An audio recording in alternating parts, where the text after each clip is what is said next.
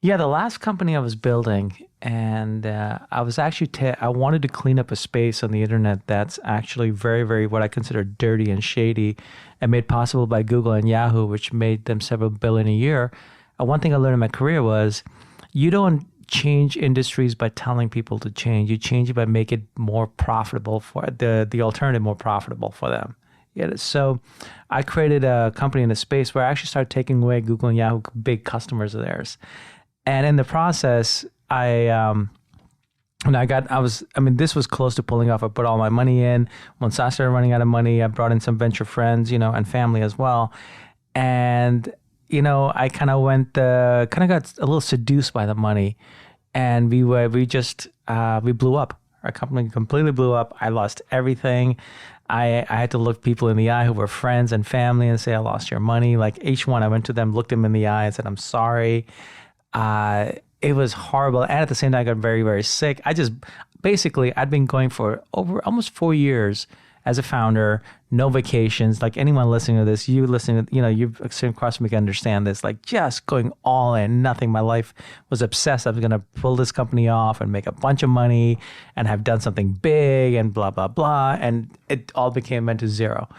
And I was just sick and depressed. I couldn't get out of bed. And I was in all honesty, I was very suicidal. The only reason I was living in San Francisco at the time, and out my window, I could see the Bay Bridge and the only thing that kept me from walking there and jumping off was the fact that I was too sick to walk there. Was to walk. And this is before Uber started, so I couldn't have taken an Uber. And cabs never came in my area. So, I mean, it's a huge pride and ego, right? You had pride, you had everything here. And you know what the lesson there is, I thought I was a failure, and that was the worst thing I could be. Whereas if you look back, who's a failure? A failure is someone who doesn't try. I gave it everything. Most ventures don't succeed. We know that, right, in this business. Yet my ego, my sense of identity got caught up in it so much that if it collapsed, there was no identity. My identity collapsed, and the only identity I had left was I was a failure. I'd failed everyone. I was an outcast, blah, blah, throw in the words. I was there, and I remember one night I was just miserable and desperate. I can't do this anymore. I mean, again, literally crawl over the Bay Bridge and end this, or I'm going to do something, get out. I'm going to get out of this or die trying. And for some reason, I literally got up and half staggered to my desk where I kept a journal. And in my journal, I took this pen and I wrote down a vow to myself. And I'm a huge believer in the transformative power of commitment. If you commit, you're in. There's no, I'm going to try, maybe. That's it. You're in. It's done, right? And what came out of me was a vow to love myself. And it was a very deep and powerful vow. And it was almost like I think I just carved right through the paper. And then I sat back and looked at it. What the hell did I just do? Because how does one go? It was a vow to love myself. It came from a place of desperation, which is kind of interesting that the human self, where it really goes, love, to save itself, it goes to love.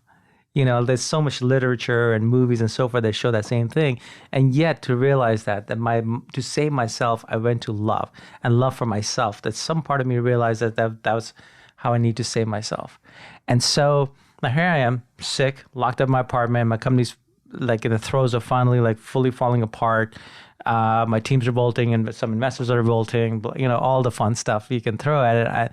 And all it was just, I started working on myself because I'd made a commitment, but I had no idea how to do it. So I started doing, my first career was in clinical research and trauma research. So I used to work in the ER level 1 trauma centers. And I've watched maybe over 1,000 people die in front of me, all trauma cases, bad trauma cases. And so I used to do clinical trials. So I started running clinical trials in my head. I just started the only thing I could control was my head. That was it. Life was falling apart. The only control I had was my head. My body was falling apart. The only control I had was my head. So I just started working on my head. And I started doing things. And if I noticed it caused any kind of shift, I went deeper. If they didn't, I just threw them away. I was zero attachment. It was purely no attachment. All I wanted was results. That was the startup guy in me coming out. All I wanted is results. And I just went deeper and deeper and deeper. And I came up with some sort of a system that I started doing regularly. And you know what? My mind shifted. And it was an obsessive level. I'll tell you, like I was like all in. I was literally doing this. Or I'm out. And my mind started to shift, and my body started to get better, and things just got a bit faster. And then here's the weirdest part that I did not expect. So you can say, okay, placebo effect and all that stuff, the mind over matter, it does work. Mind over body, it does work. But then life started to work. That's the only way I can put it. Like all these random serendipitous coincidences started happening that never, ever, ever in a million years could I fathom. And all I did was continue this process of loving myself. And I started to realize the more I did it, the more these happened. And the more I just started thinking of life as becoming magical. They talk about within a month, a guy who was miserable, the only word he could describe himself was a failure. That was a polite word I was giving myself. They were way less polite word, to like someone who's walking around like loving life and feeling like it's all magic, within a month. And the company still shut down, which was part of the process. It was done. It was time for me to leave. But from that, I was able to go on and build from. I actually had to start from scratch, below scratch.